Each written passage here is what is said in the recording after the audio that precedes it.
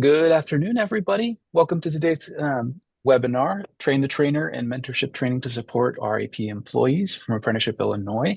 My name is Antonio Gomez. I work for the Illinois Center for Specialized Professional Support, and I will be your technical support for today and your moderator as well. If you have any questions, if you have any tech issues, please drop them in the chat. I'm happy to help you out. I'll be here on call the whole time. If you have any questions, Bonnie has to hop off a little bit early, one of our speakers. So we do ask that you go ahead and just raise your hand or put it in the chat if you have a question, and we'll address them as we can get to them. We want this to be interactive. We want to be able to talk to you guys. So anything that you have in there, any problems, drop it in the chat. Happy to help you out. This webinar also offers closed captioning, so feel free to turn that on if you would like. We're also, just to let you know, recording this webinar, and it will be available within 48 hours of the conclusion of the webinar. A recording of the webinar will be available on Apprenticeship Illinois. You'll receive an email when it's posted, and that should really be all on my end. So Jennifer, if you could go ahead and get us kicked off. Thank you, Antonio. Thank you all for joining us.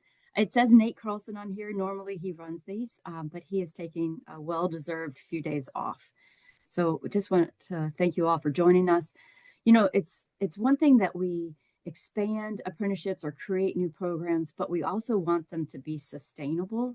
And so today we've brought together a group of great people who've put together things to help actually support employers once the program has been established. So today we have with us, it's a good representation, Bonnie Moore from Lakeland College, Amy Murphy from IMEC, and Becca Ryan from the Madison County Employment and Training. I'm going to go ahead and kick it off to our first expert, Bonnie Moore. No pressure in being an expert or anything like that. So as Jen stated, my name is Bonnie Moore. I'm the director to the Center for Business and Industry at Lakeland College. We have been operating in the apprenticeship world for the past 4 years. We currently serve as sponsors, intermediaries, and related training instruction providers. So we wear several different hats at Lakeland College. And I'm very thankful today to talk with you about the opportunity to discuss how we are developing skilled mentors for the successful apprenticeship outcomes that we have here at Lakeland College. So without further ado, you can go on to the next slide, Jen. I'm going to talk a little bit about why this training is so critical to the apprenticeship model in and of itself, and then share some of the components of what we include in the apprenticeship training itself. So the challenge that we face when we think about why Train the Trainer programs matter, 67% of our apprentices cite poor mentorship as a barrier to their completion. So we want to make sure that we're setting our apprentices up to be successful throughout the process of their apprenticeship. So this is part of it. We've also learned over time that our skilled craftspeople often do not equal skilled teachers. So providing them with some training that helps them get up to speed is very helpful. And we also know that inconsistent training leads to safety risks and skills gaps. So what we've put together, or what we've tried to do, is solve all of these challenges through creating some structured mentor training that creates consistent, effective learning experiences. This helps us to reduce apprentice dropout rates by up to 40%. So this has been very monumental for us. This also helps us to build confidence in both our mentors and our apprentices, and ensures that industry standards are met consistently across all apprenticeships. So the bottom line of this is that great craftspeople can become great mentors through intentional training, but not by accident. So let's talk a little bit in the next slide, Jen, about what we include in our mentorship training. So there's 5 main components that we include in this. We're going to talk a little bit about what's included in each area and why I have it included. But those 5 main components are adult learning theory, communication styles, the tell, show, do method, which is what I prefer to use with training, managing common objections from the apprentice themselves most of the time, and then mastery assessment. So each of these components build upon each of the one prior to it to create a comprehensive mentoring capability. So next slide, we'll jump right into adult learning theory. So why does this matter? I realize that we do have some youth apprenticeship programs but that's okay because they're close enough to adulthood that it matters. But it matters because adults learn fundamentally differently than children, and ignoring that fact kills engagement and retention of skill sets. So we talk a little bit about adult learning theory and why it's different. So the key principles that we cover in adult learning theory include relevance. So adults need to be able to see immediate application to their work. So we fall back on also that experience, which is the second component of this, bringing valuable knowledge that must be acknowledged as part of the learning process. So this can be as simple as, oh, you're coming to a career in manufacturing, but your only experience prior to this was working at McDonald's. Seems like a far jump, but when you think about quality controls at McDonald's with the size of a hamburger compared to quality control in manufacturing, it's really the same thing. So if you can draw on the experience that that adult has to bring it to what they're doing now and the relevance of that, it helps to solidify the learning. Additionally, we want to include the principle of problem solving in our training here because our adults learn the best when they're solving real workplace challenges.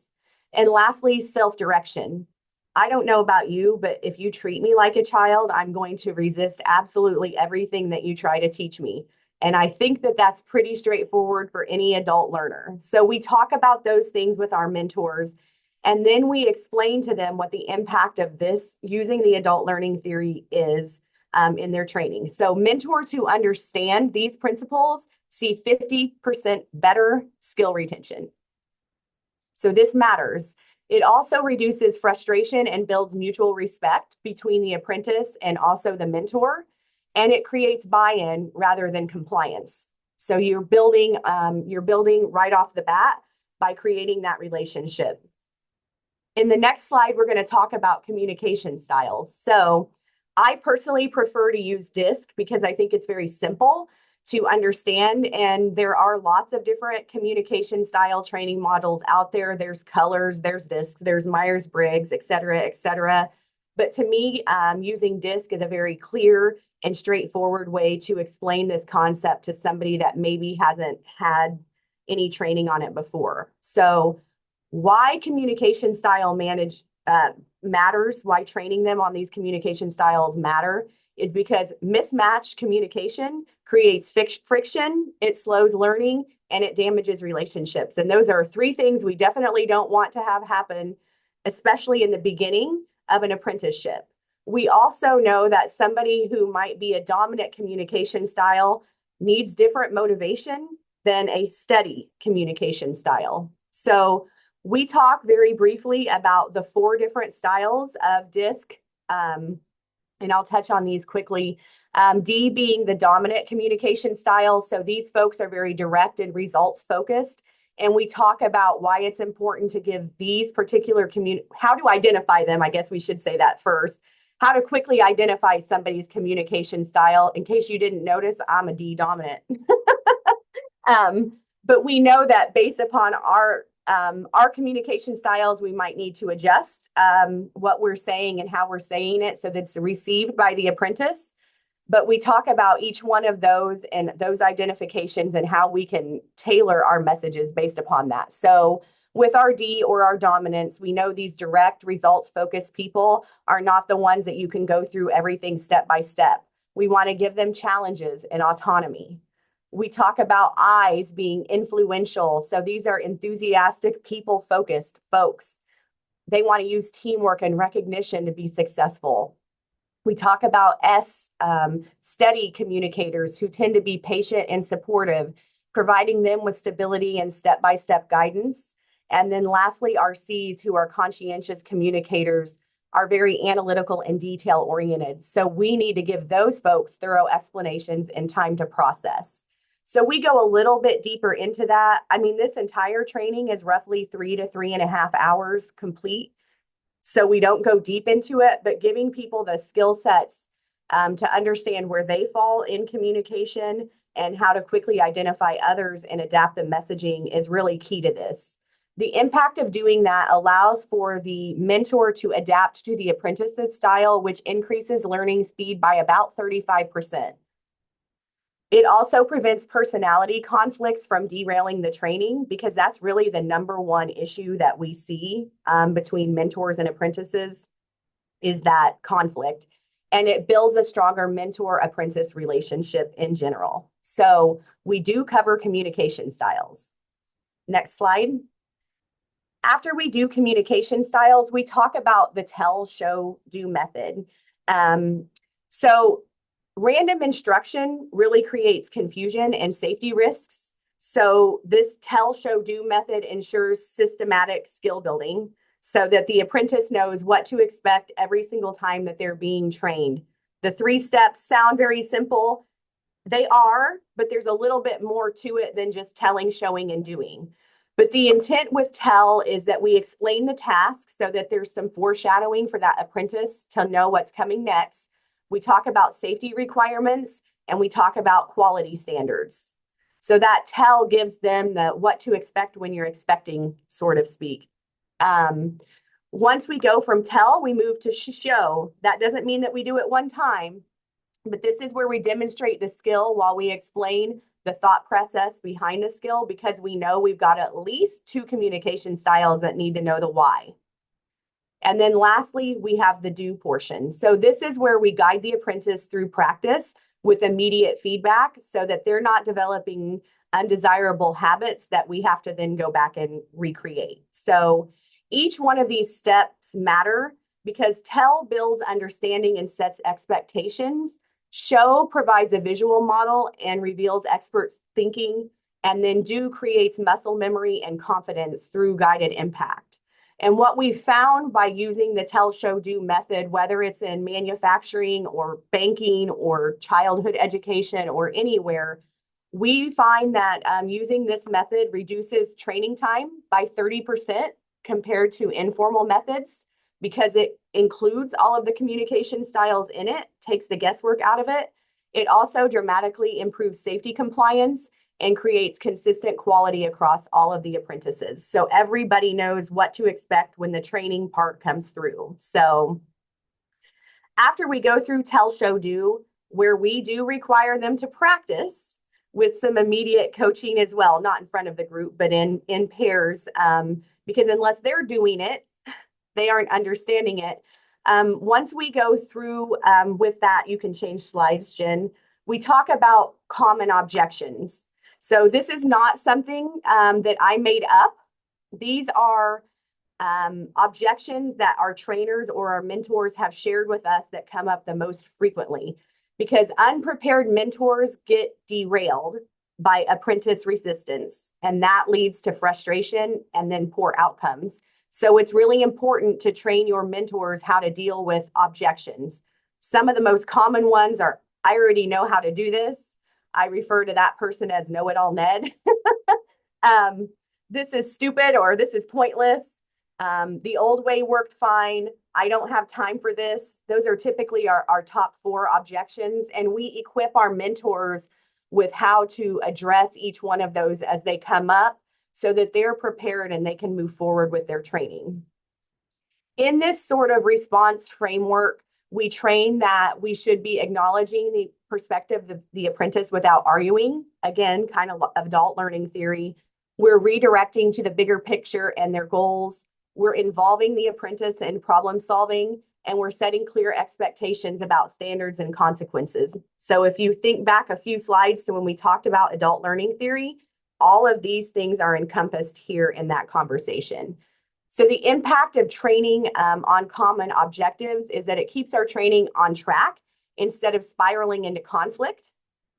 It also helps to build the mentor's confidence in difficult situations, especially if you're dealing with an expert craftsperson who may not be a confident trainer. When they're equipped with that coming in, they're automatically ready for it.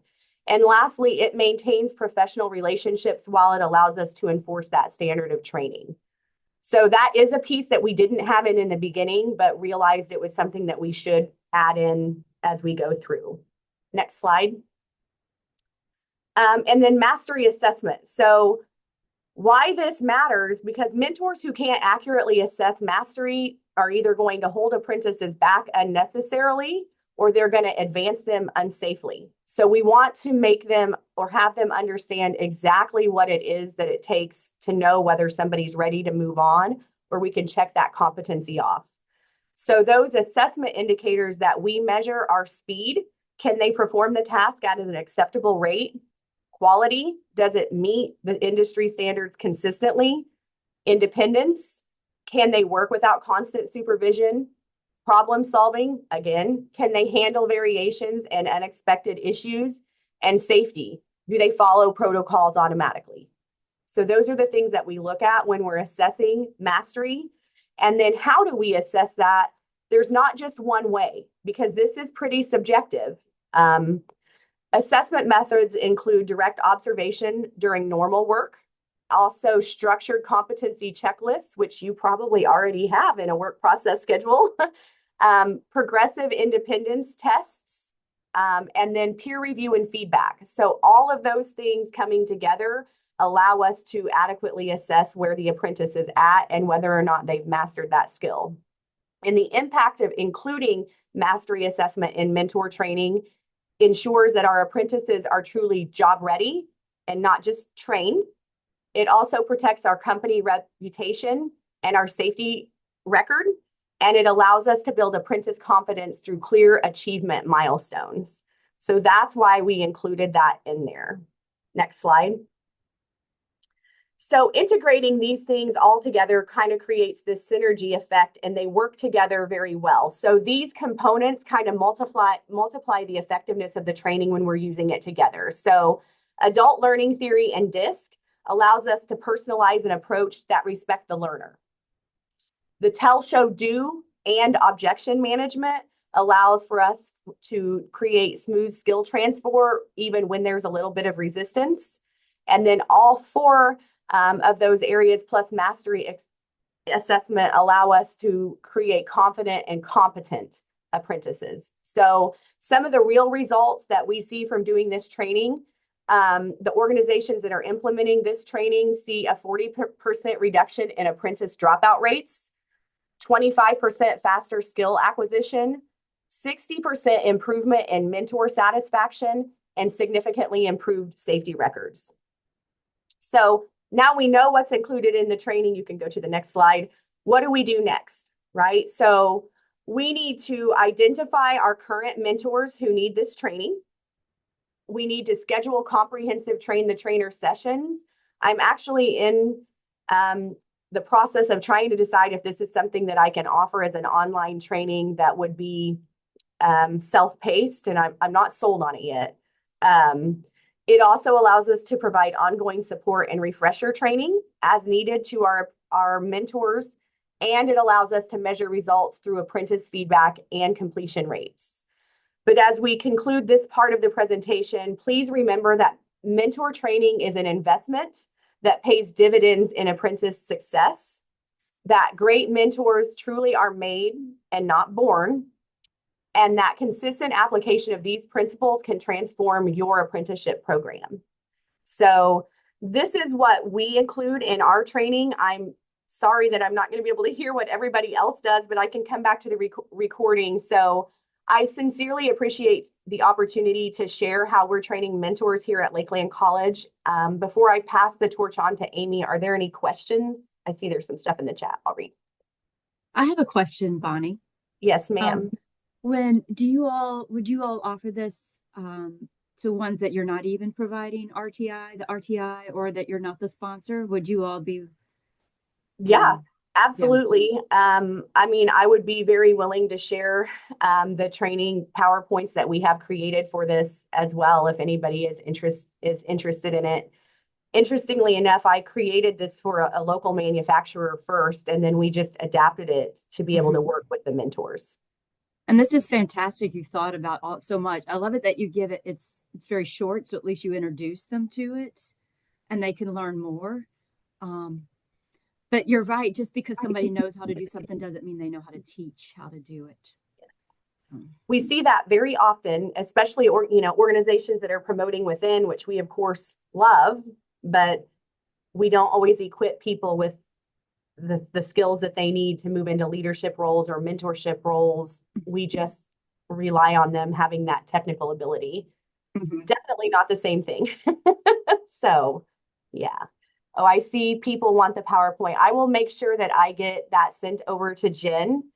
It may be tomorrow before I get it sent out, and then you can share it however is best for you, Jen. Does that work? Thank you, Bonnie. Anybody else have questions for Bonnie? Okay. I see. Yeah. Thank you, Bonnie. This was fantastic. Thank you. And now I will now then pass over to Amy Murphy from IMEC. Thank you so much. Thanks, Bonnie, and that was a great presentation.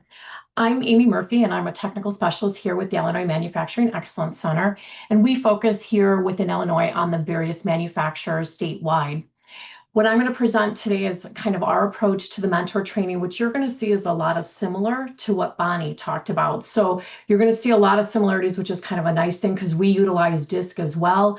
You're going to see the approach, and I just want to emphasize something that Bonnie mentioned is folks that are selected as the mentors within an organization is exactly what she just said. They have the technical knowledge, but not necessarily maybe those human or the personal skills to kind of interact with folks. So with that, Jennifer, I'm going to have you go ahead and start the aspect of my slides, please. So the first approach that we take is what is the mentor's role? And when they identify them within a company, we actually sit down and explain it to them, what their role really is within the process. So they are to model the workplace skills, values, behaviors, because when you think of it, you're not just a mentor, you're not just a teacher, you're a role model. You set the example for the apprentices, and that's generally speaking what they're looking for as far as like the identifying who the mentor is, who is going to assist the apprentice. So as apprentices, we'll look to you for those technical guidance that we obviously know they have, but also for the cues on the work ethic, safety, communication, and problem solving. So when you think about these elements to it, when you're selecting a mentor within a company, and when we kind of talk to them about how do you go about selecting who the mentor is, it should be someone who is following those different guidelines, has a great work ethic, has the safety component, right at heart, the communication, the values that your companies actually represent, they model them. So the role of the mentor is really to coach, give that constructive feedback, assess the progress, and support the apprentice's development, which is a key issue to that. So go ahead, Jennifer. So when you think about this element of understanding apprenticeships, generally speaking, when they select a person who's kind of doing the mentorship, they need to understand what an apprenticeship program is. So we start off our training by kind of explaining to them what an apprenticeship program is. So we talk to them about how apprenticeships combine the formal learning with real world practice. So we focus in obviously with the mentors primarily on the on-the-job training, but they also have to understand that it's being complemented with the related technical instruction, whether that's something IMEC provides, a community college provides, an internal trainer at the company provides. They need to understand how the different pieces kind of interconnect. So as you think about the role of the mentor, it's to ensure that the apprentices meet those standards. So when you think about the elements that go into it, we give the mentors what those core competencies are that align to that occupation. Anything that might have been added from the company perspective, those are gone through. We talk to them very similar to what Bonnie talked to them about is how do you measure where they're at as far as completing those and signing off on those competencies. So this is a piece that is the responsibility of the mentor. And one of the things that we talk to them about as well from the IMAC perspective and partnering with them is we do check-ins with them once a month to kind of see where they're at with different elements, help them out, guide them.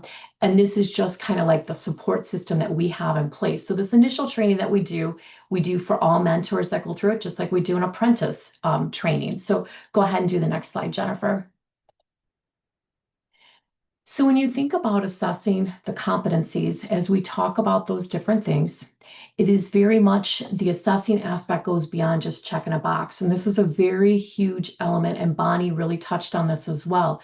We want to make sure that the mentors are actually observing the apprentices performing the tasks multiple times, not just once, but on a multiple basis, evaluating the safety component as well. And as Bonnie referenced, the quality, the accuracy, to make sure it meets the quality standards that are in place. And they utilize rubrics and or checklists depending on the organization and how we set it up specifically for them. But they're always providing specific constructive feedback that kind of reinforces what they did well and where they need improvements. When you think about the mentors and you think about the human piece and you think about constructive feedback, that is one of those things people need to understand how to actually deliver that constructive feedback. And that feedback, what we tell the mentors is you're actually focusing in on the behavior or the action that you're looking at kind of modifying or improving. It's not an individual basis. This is very specific feedback so they know what they need to work on, how to do it. And when you're assessing the competencies, one of the other pieces that comes into play is kind of that next, sorry, Jennifer, next slide, is the training component to it. So it's that training and coaching piece that comes into it, very similar to, again, what Bonnie talked about. We just demonstrate, explain, practice, and the feedback. And again, this is over and over. And when you think about the training element, very much so like the adult learning principles that were explained, not everybody learns the same way. So you need to understand the individual person, how they learn, and how you check to make sure they're understanding what you're explaining. So as we talk about this, an effective way, obviously, to go through this is this demonstrate, explain, practice, the feedback cycle. Show the task, explain what you're doing, let the apprentice try, and then give the feedback. When you break the task into the manageable steps, it helps reduce the overwhelmness that comes into kind of learning a new task. And you always have to remember, as you're balancing this out, the corrections with encouragement. Because sometimes as you think about the piece when somebody doesn't quite get it, you want to keep them motivated, you want to keep them engaged, you want to keep them going, and you have to encourage them to try again. So if you go back to it and you think about the different elements that go into it with the demonstrate, explain, practice, and feedback, one of those pieces, as the mentor is going through demonstrating and explaining it, a way to check for clarity is asking the apprentice, can you tell me what I just did? That way they can do it as they walk through their practice step with them and give them the feedback. Did they miss a step? Did they not miss a step?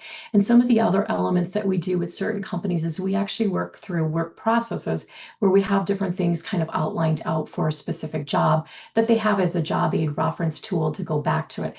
One of the pieces that comes in with training and coaching aspects of it that we reiterate with our companies is this ties back to the retention piece. So when you think about retention, everybody always thinks retention is an HR issue. Retention is not an HR issue. It usually falls back to the leader. And those leaders, if they don't have that human element to them, that's where things kind of start to crumble. The same thing within an apprenticeship program. If the mentors don't understand that human element, that retention piece, the engagement, the satisfaction, that's where the apprentice starts to disconnect. So as you think about the training and coaching, it's not a one and done. It's an ongoing process that goes through it. Next slide, Jennifer. And another piece that we talk about is the communication. And as you think about communication, every company will talk about that aspect of it, that communication is an issue. But again, we stress this to the mentor that you do have to be very clear and very specific as far as what you're asking them to do. The aspect of the active listening, that builds the trust with the apprentice, and active listening is just that, removing all distractions, giving them your attention. And again, when you think about the active listening component, everybody thinks that they listen. But when you listen, you have to be engaged. And that's that piece where, again, you're not necessarily solving problems. You're listening to what they're saying. You're asking questions, right? You're adjusting the different things to the styles on how they learn. So again, as we talk about the apprentice and we talk about the different things that come into it, communication is really, really the key for success within an apprenticeship program. And the other piece that I'm going to share, and this is the part that kind of I think people forget. When you think of an apprentice, a lot of times an apprentice is a new employee. When we talk about the clear and specific, we do talk about the aspect of avoiding jargon. And I said, from the government, education, everybody knows we love acronyms, right? But they do in manufacturing as well, or in any industry. Remember, a new person doesn't necessarily know the jargon. So be very specific when you're talking to them so they understand what exactly it is you're asking them to do. And that open-ended aspect is checking for that clarity, the understanding. Do they understand what you're showing them? So next slide, Jennifer. So when you think about this piece and you think about communication, and we've heard this repeatedly within manufacturing, adapting your communication doesn't mean stereotyping. And I do mean that aspect. It means being mindful of kind of your audience. So for example, if you think about it, we have the different generations in the workplace. Millennials often want to know the purpose behind the task. Very similar to like when you think about the different elements that DISC kind of associated with, that Bonnie talked about with the D, the I, the S, the C. Think about it from the generation aspects of it. Millennials want to know the purpose behind it, right? And I'm also going to tell you, and I tell this to all the companies we work with too, millennials and Gen Z want to have a pathway. And if there's not a pathway established for them, they're probably not staying at your organization. They want to know what the next steps are.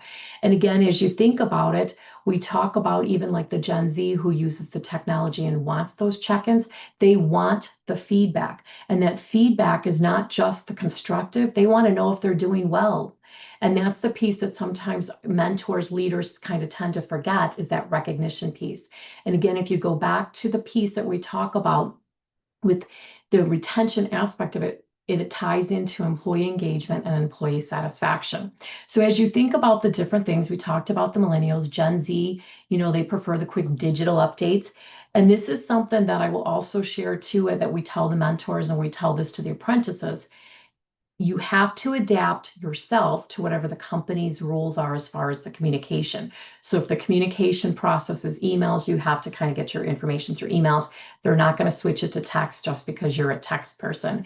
And again, when you think about boomers value the personal respect and context. So you have to adjust your communication to the different styles just to make sure what the messages that they're receiving is actually clear to them. And it kind of ties into exactly what they're looking for. I think when you think back to how it was, especially manufacturing, the why wasn't always explained.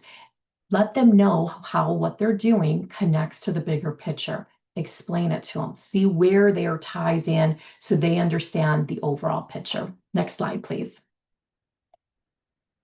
And again, an important element that comes into this is building trust with the apprentices. So yes, you have the technical knowledge, but again, you have to build the trust with the apprentice. You have to have that consistency in your expectations, respect their input, and don't be afraid to share your own learning journey. It's important for mentors to share what they went through as far as learning the job, because some jobs are a little harder than others. And as you're learning the different skill sets, and people get frustrated in their own learning if they don't understand why they're not getting it like they're doing it, share your journey. Share the same kinds of things. Let them know that you're human too, where you kind of had your pitfalls, what you did to overcome, how you learned it. Because apprentices should feel safe making mistakes. And that's a big element, because that's where the real growth actually happens. If they don't understand that it's that safe space to make a mistake and learn from it, instead of getting yelled at, again, that connecting of the coaching and communicating all ties together to build that trust. When you also think about this aspect of it, and we share this with the mentors, you have to be approachable. You have to be available to them, and that consistency is huge. So next slide, please. Now, handling the conflict and challenges. This is one of those things that, again, going back to the human element to it, people don't like to handle conflict, and that is a big aspect of it. And we share this with the mentors that occasionally you are going to have conflict or you are going to have challenges. So when you think about this aspect of it, is the key is addressing it early, right? Focusing on the behaviors rather than the personal traits and working together on a solution. Again, going back to the aspect of it, you're focusing on the behavior, and we go through the training component that actually explains that. It is not the personal. You don't compare employee A with employee B. You're focusing on what is in front of you at hand right there, that apprentice, and working together on a solution.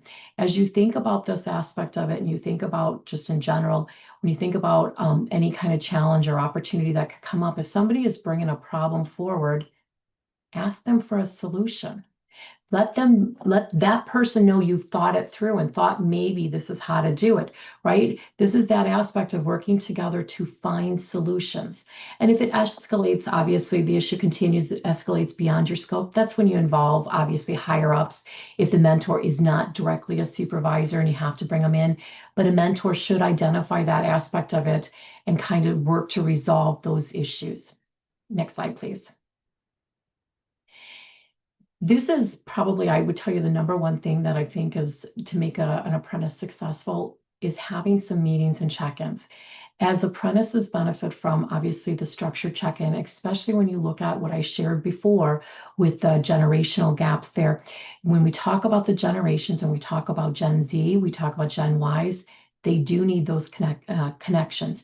Meetings should have a purpose. And again, that aspect of it, make sure that there's a set agenda for what you're talking about, where their progress is, reviewing that competency checklist with them, providing any feedback, working on planning steps that go along with that, and keeping the discussion focused and always end with clear next steps. So as you think about these check-ins and the meetings that go on, we have these and we tell our mentors that they have to do it at least once a month with their apprentice.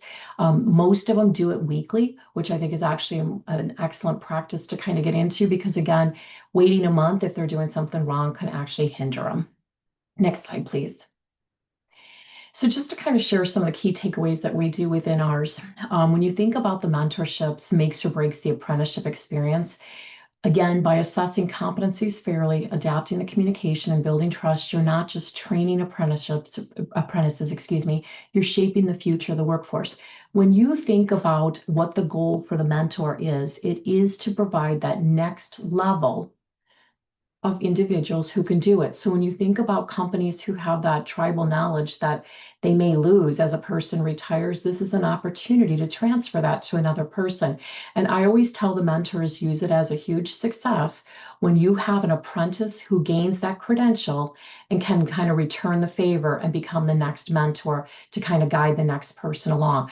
That to me is success. And that is one of those things, as you think about the workplace, you think about the generations across the lines, you have to figure out a way to work together to kind of build that trust and kind of foster it across the generations.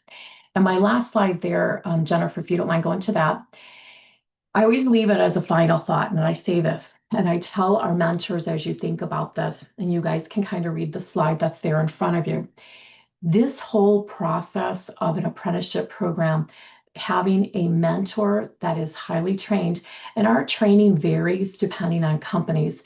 It can be anywhere from the hour and a half, 2 hours that we sit with them, all the way up to 24 hours, because a lot of our companies are looking at it as a way to actually develop them, not just as a mentor, but also as a leader within their company when an opportunity arises.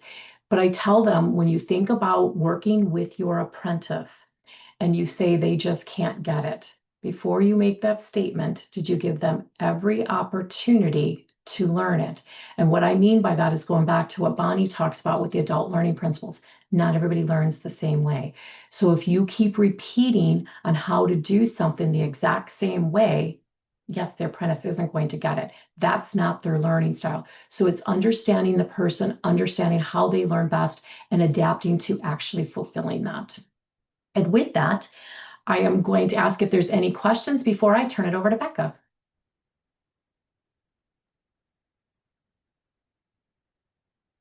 Okay, Becca, it's all yours. Yeah, Amy, I love that you mentioned company culture. You brought it into company culture, knowledge management, retention.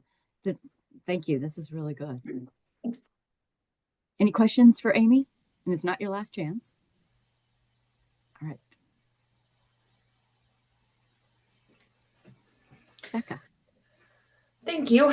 So my name is Becca Ryan. I am with Madison County Employment and Training. I work on our Gateway Apprenticeship Hub grant. That's funds that came directly from Department of Labor to Madison County.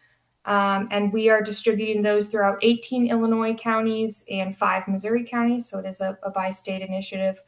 Coming from the LWIA that's not a training provider, Train the Trainer looks a little bit different for us. A lot of it is looping in additional partnerships. And it's also a little bit less targeted toward the mentor in a lot of ways, and is more targeted towards the people who are holding up the program. So our sponsors or intermediaries that we work with. As part of the Gateway Hub, rather than Madison County being the sponsor and intermediary, which is what we originally planned, it really expanded out. We really don't have many employers that are their own sponsors. They're all part of programs that fall under a larger network of programs. So we have the four-year universities engaged. That's University of Missouri St. Louis, SIUE, and McKendree. And then we also work with the community colleges in the area, mostly SWIC, Kaskaskia, and Lewis and Clark. And so it looks a little bit different because we're less in contact with the employers than it sounds like some of the other programs may be. But we still have to make sure as we're handing off these programs that the intermediaries have the foundations they need to really hold their programs up. So I've broken down the different train the trainer activities by who we're talking to. So the first one, this is the intermediary training. For us, the intermediaries act as the connectors between the employers, the education providers, and the workforce system. And sorry, I don't know, somebody jumped in. And we really work with the intermediaries because we have limited capacity to take on a lot of larger programs. And so working with intermediaries where we can provide technical assistance but aren't necessarily managing the entire capacity of the program allowed us to scale a lot quicker than we could on our own. We just passed 550 apprentices in the last 3.5 years. And if we were doing 100% of that through Madison County, we would have capped ourselves out a long time ago. The biggest thing with this, especially with the intermediaries that we work with that are largely education institutions, and especially four-year universities, the community colleges are a little bit more up to date on apprenticeships than the universities tend to be. A lot of it is teaching a new language, and that kind of breaks down depending on what industry you're looking at. As Amy mentioned, we use a lot of different acronyms, whether it's in the workforce development realm or in the universities. I work with a lot of teacher education programs, and RTI means something different to them than it does to us. And so making sure that we're breaking it down in a way that is kind of universal language has really made a world of difference. And then what we do is we translate their ideas into DOL language for them rather than expecting everybody to know all of the different acronyms and terms and what the full structure looks like. We do a lot of facilitating that for our partners. We do technical assistance for rapids and reporting. I think most of us know that our ATRs are spread pretty thin across the state of Illinois. I think that's only expanded into other states, but it's been a problem for us for a long time. Bruce Hallam does a crazy amount of work down here for us. And with that said, they have capacity. So us being able to step in and provide some training on rapids in real time, whether we go in person or we hop on a Teams call, allows any issues that really staff turnover is the big thing. Is only one person's trained on it, they leave, and then now somebody else needs to be trained, and we're able to step in and provide that training in a lot quicker time frame than our ATR is because we have a little bit more capacity to do that than he does on normal days. We also work with those partners on funding and sustainability. So, we've worked with McKendree to secure funding from the state for their teacher apprenticeship programs. We've done the same with UMSL. We've worked with a couple of our smaller training providers on looking at both state and federal funding, and really try to find a way that these programs could be sustainable outside of what we have, because our funding has an end date. And we want to make sure our programs are sustainable beyond the end of our grant program.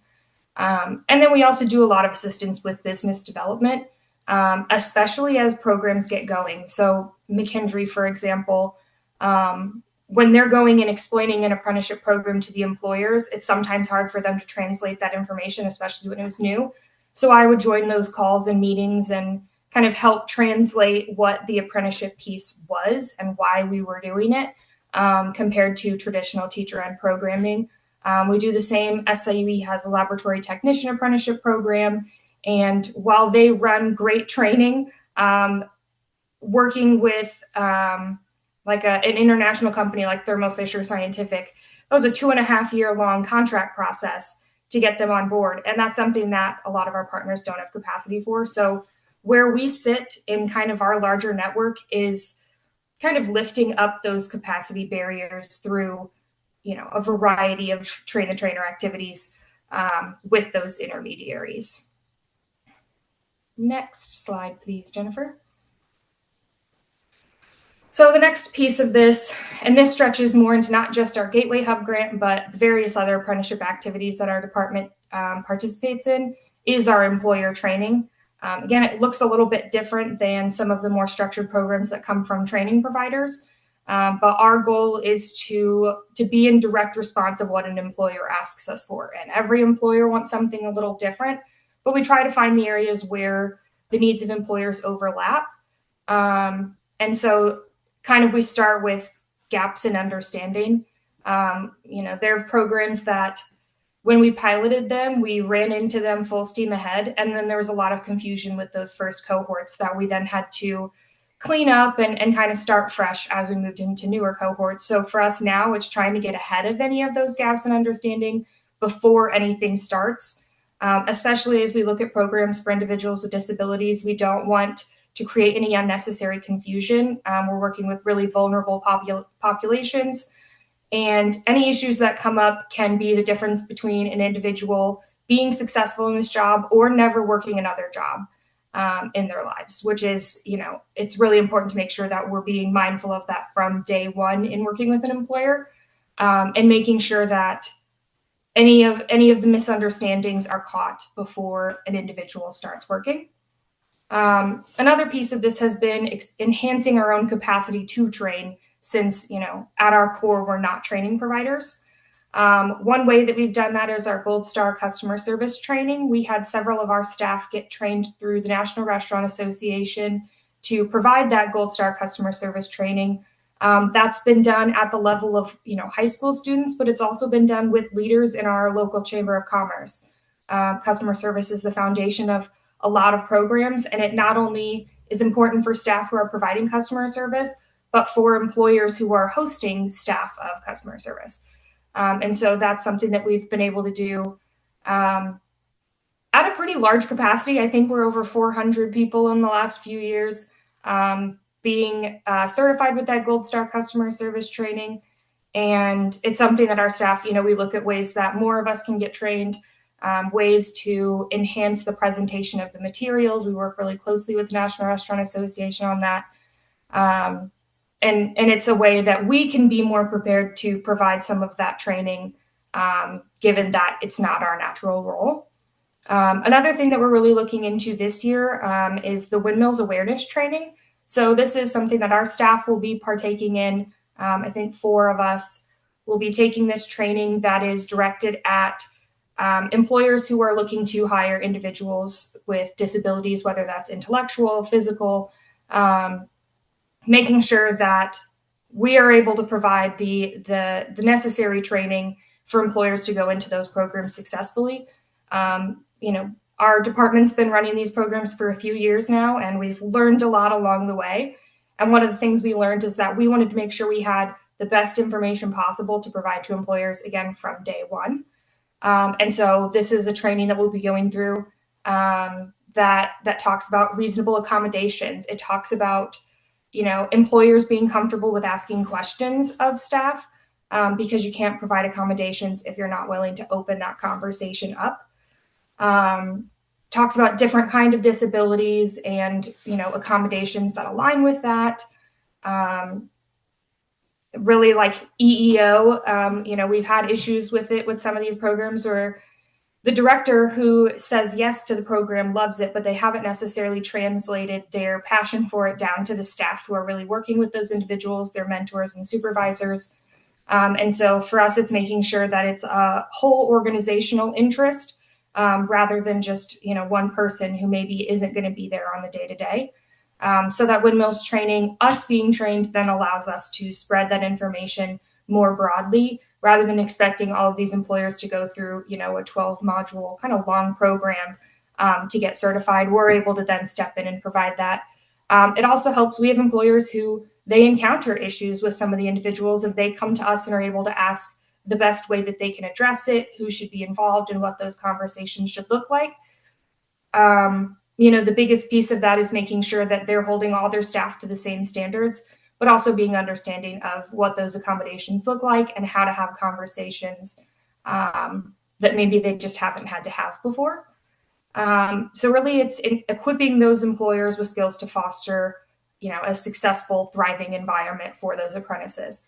We have employers who have been absolutely top notch at this. ACT, our bus service here in town, is kind of one of those key ones where, they have individuals working for them through, our high school program for the individuals with disabilities who plan to work there for the rest of their lives because they provide that supportive workspace.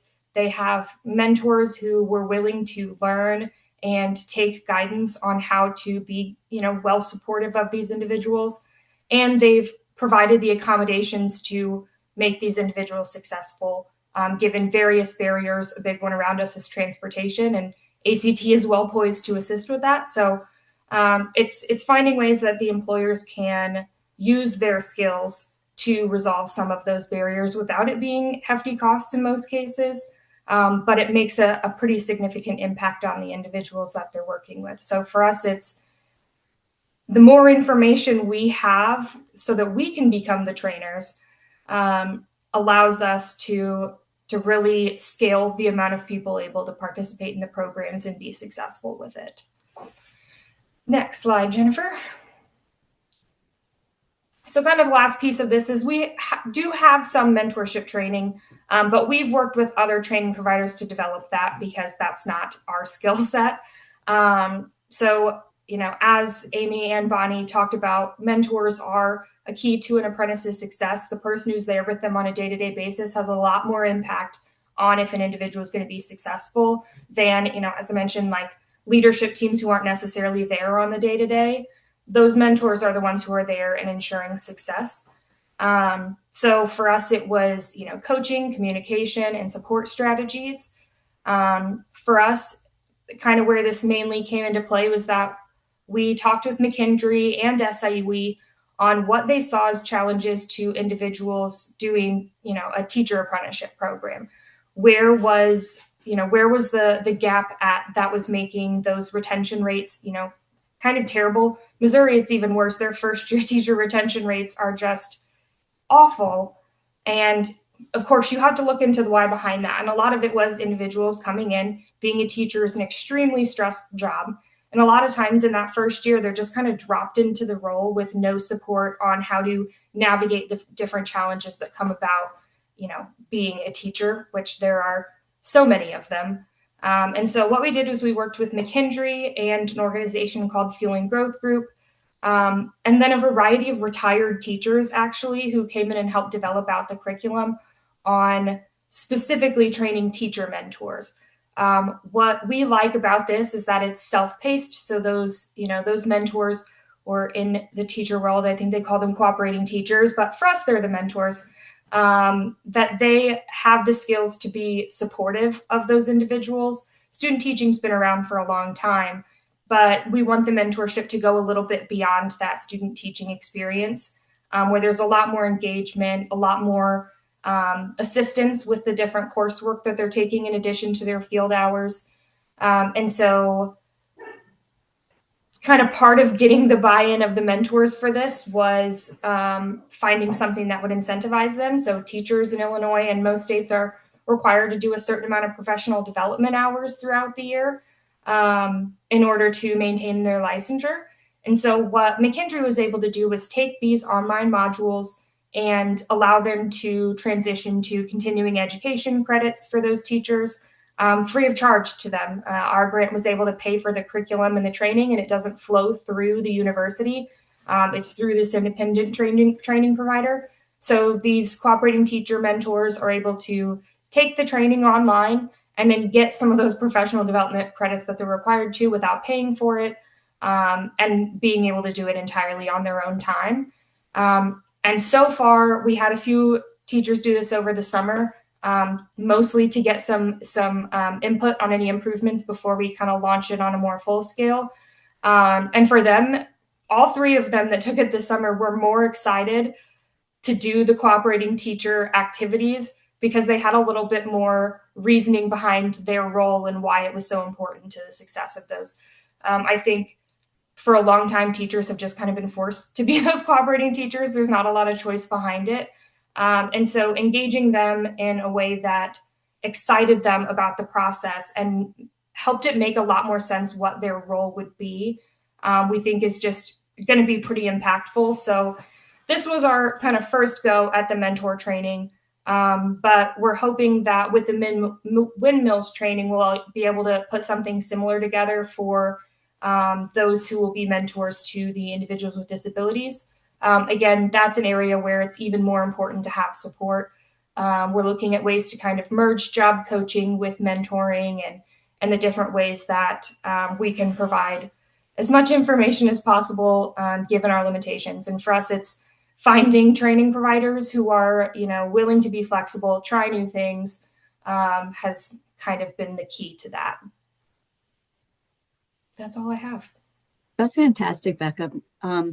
Because we do have a lot of our apprenticeship specialists that are in LWS. So this was a great different perspective because you work with intermediaries and employers, but you're setting them up for success.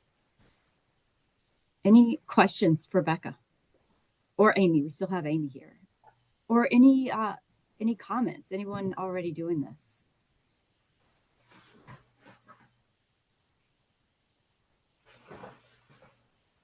Well, we sincerely appreciate Amy and Becca and Bonnie being here, and thank you all for showing up to help support programs and make them better. So any questions, feel free to send them our way.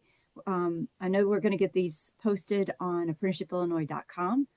And if you have any suggestions for other types of lunch and learn or want to learn more, we'll help find the experts in our state or elsewhere to get that information to you. So thank you all. Thank you. Thank you. Thanks, everyone. Have a wonderful day.